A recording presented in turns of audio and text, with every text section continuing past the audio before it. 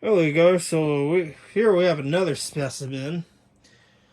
This one is an Atlas Soundolier speaker with an interesting history. So the history of this speaker was it got pulled out of a mall. Which mall? I have no idea. I tried to contact the seller and they had no idea which mall it came from. Because I guess he had a friend that pulled these out or something like that. And then the seller acquired these and put them in his warehouse. But he's looking for someone to buy all of these because he just wants them gone. Because he has no idea how to use them, which I don't blame the guy. I did get to talk to the seller on the phone, interesting enough. And he's a pretty cool guy. It's pretty psyched to see that I got one of these from him. Now, this one is very interesting because right away, the first thing you notice about this grill, there's no screws in the middle that hold the speakers together. Well, it's basically the studs are welded to the grill. It looks like the Quam grills. I forget the model. I'll probably paste it in the screen, but I have a version right here.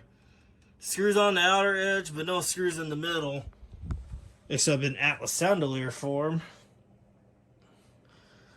Came with this piece of MC cable cut up on the side, which is really overkill for something like this.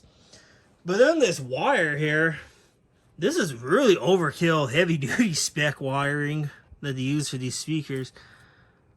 This one is a number 18 gauge wire. Usually don't see like 20 gauge or 22 gauge wire used for these type of speakers, but I guess it makes sense if this is for a mall. You have to, the thicker the gauge, the further the run can go. And obviously a mall is a very large place depending on the type of mall it is. And another thing I noticed too is, see these little 4 dots in the center? It's kind of like, these two are even, and then this one's just pushed out to the side. Here's the back of the speaker. It's an Atlas Soundolier Model C5. And I believe this speaker here definitely has to be from the early 90s, because I think that's when Soundolier started using the Atlas Sound name instead of just Soundolier like they used to during the 80s. It also has these flathead screws, so flatheads are pretty common back in those times. Came with this back can, which is like a reddish brown color. Came with this whole assembly. Has a nice piece of like a wool pad in here. Kind of like wool insulation. This tar looking stuff that looks like Flex Seal. Pretty common. There's our connections here. Have us tap that turbo power. And it looked like at one point probably this mall maybe had some work done with the sound system.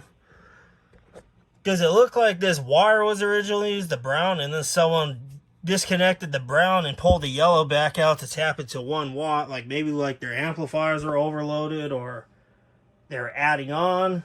So they had to go back on every one of these speakers and re-tap them. I don't know. It's weird. At least they were smart enough to tape the connections, not just leave exposed wiring everywhere. So I'll give the installer some credit. There's some boneheads out there that like to leave wires hanging out everywhere. Here's the paper cone. It almost looks like a FD driver. It doesn't even have a whizzer cone either.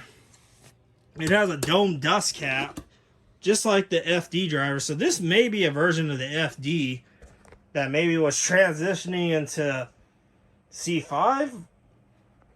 They maybe remodeled it as a C5. I don't know. I'm sure you're ready to hear some music.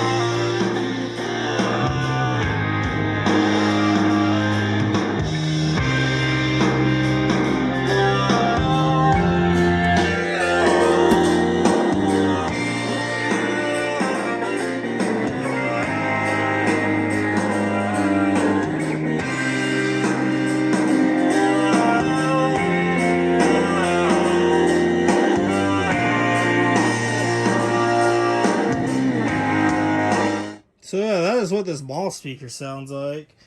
And another weird or odd thing that I'm not used to seeing on these Soundolier speakers, and I know they offered it, but this transformer here is a 25 volt and a 70 volt transformer. It's just not very common to see them on these old speakers. Like we got Halloween colors going on up here, orange, purple, and green. I'm not used to seeing those on the transformers. I'm just used to seeing black, yellow, blue, and brown on these era speakers. And this one's got a little bit of everything, so it's 25 volt system and 70 volt system compatible.